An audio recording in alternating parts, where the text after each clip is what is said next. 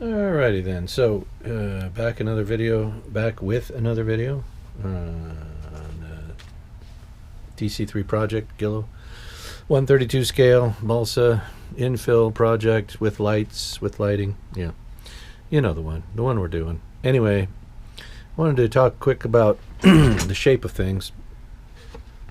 So the DC-3 fuselage is a torpedo, very much a torpedo shape, right?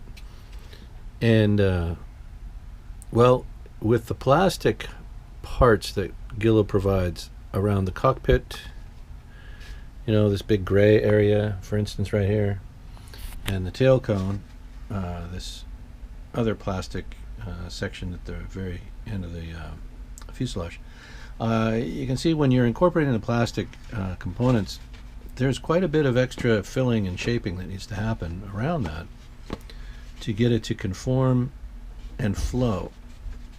And you know, I could do a sort of a job, or I can do a good job of fairing that in, and I prefer to try and do a good job. So we have to check and sight, using sight lines and using light and shadow, and you know, what's in front of, what's behind the airplane. And I'm not sure how well I can demonstrate this on camera, but what we get here, what we can have if we're not careful, is a bit of a sway between where the balsa dives into its proper location and where the plastic kind of creates a higher line where it merges with the balsa. It sits on top of this bulkhead.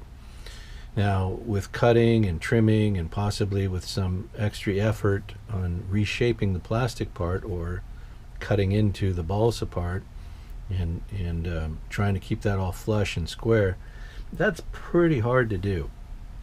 I won't say it's pretty hard. It's pretty much impossible to try and mate the edge of the plastic to the edge of the balsa.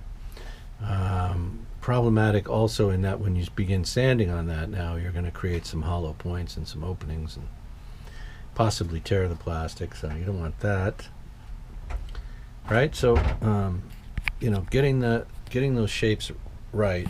And if I look down here over the top of the cockpit, there's areas where you're going to be checking this. And again, this is a straight edge, which I don't necessarily want that to be. I might typically want this to be a bow shape, kind of a curve down onto the top of the plastic and then continue with this curve down over the windshield. But I don't think that's going to be possible with where we were left with this merge point. This plastic portion was always going to set a little too proud compared with the profile that we'd already established with our sanding. And I couldn't put the plastic on while this infill was still rough, because then again, to get everything down to smooth, we were going to begin to sand through and into the plastic a little too deeply. And what you don't want is to get this so paper thin that you can put a finger through it just by picking, you know, just by handling the model of the fuselage.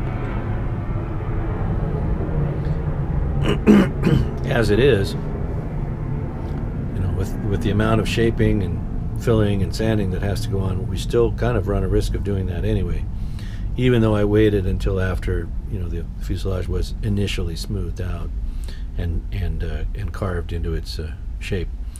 But what I'm trying to describe here now with this video is how important it's going to be to try and get this profile better, to make it more rounded, not concave from here to here, but either rounded or at least a straight line shot onto the plastic. And doing that with just filler is tricky.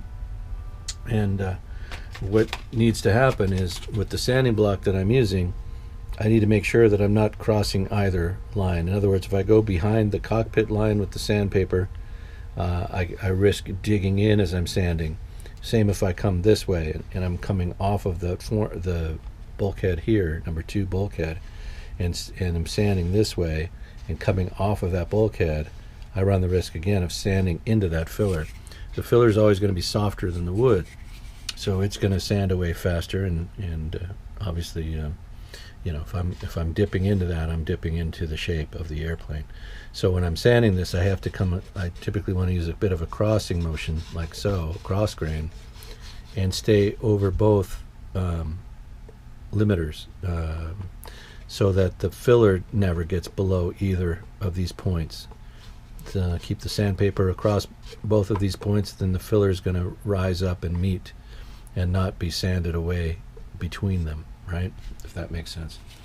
So that's what I'm trying to do at this point, just looking to get this filled, get it smoothed out, you know, get the edges contoured onto the airplane, and maintain a proper shape so that I don't have that dipping here. And it's the same at the tail. You can see the high and low spots probably in certain light. You can see where that dimple there, and a few more here and across the bottom. Quite a bit actually of, you know, more filling and sanding needs to occur around the tail cones merger onto the fuselage. And so again, at those 2 points primarily, and then anywhere else that I see a low, over one of the stringers perhaps, the stringers are set deeper than the planks, or the planks are deeper than the stringers. It all needs to be even out, along with any flat spots in the infill pieces, where they, you know, where I might have curved them using the water to get them to conform over the top and under the bottom of the fuselage.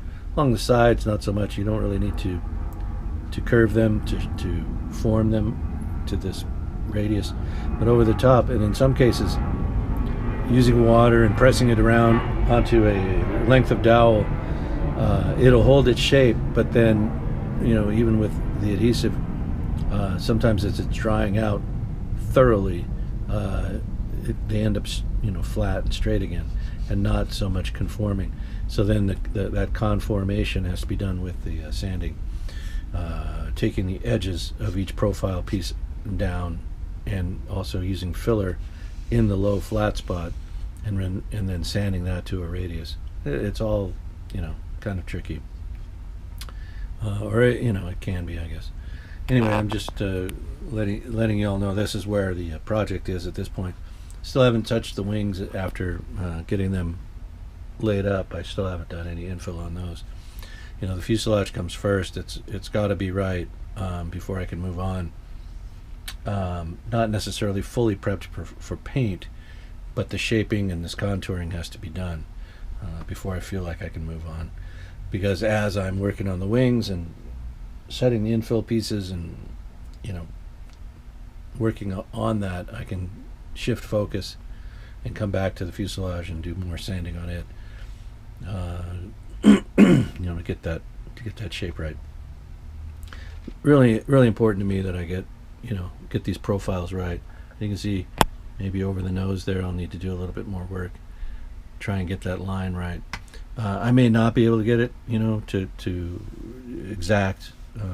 exactly to the diagrams, to the three view drawing of how it's supposed to do or be radiused and how it's supposed to look. We're going to do our darndest best to get it right, though. All right, so that's our video for now. Thanks for watching, everybody. Have a great day.